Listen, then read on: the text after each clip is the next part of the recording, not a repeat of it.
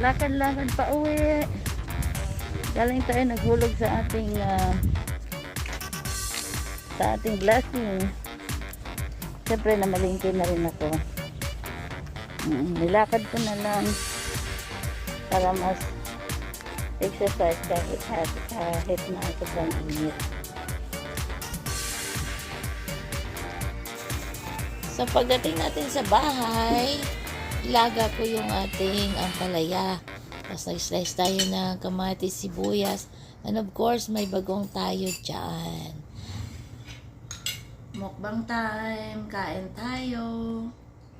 Palabok, of course. May pakbit si Mother, natuloy na talaga.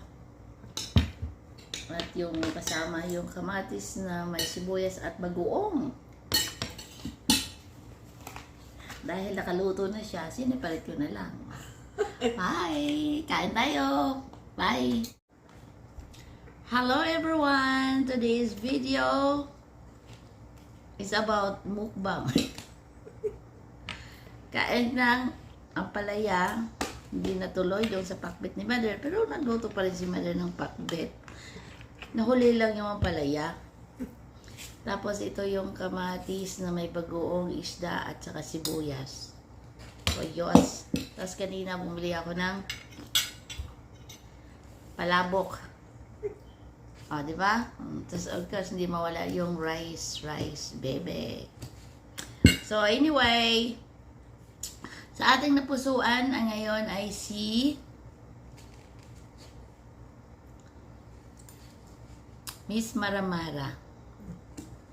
Si Miss Maramara ay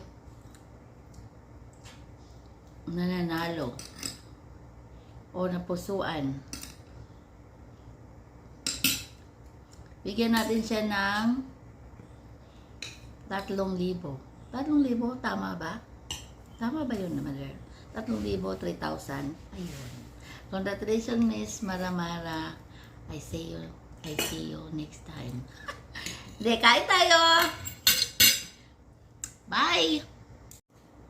Masugatan ka naman ng gatas, ha? Hello mga dear, alam niyo ba yung tawag na lamaw? Lamaw. So, meron tayong coconut juice at meron tayong evaporated milk. Yung coconut, yun lang. Tapos lagyan natin ng ice. So, ito na yun dito sa aking mga kiddos. Tapos mayroon na rin si Mother. Sarap!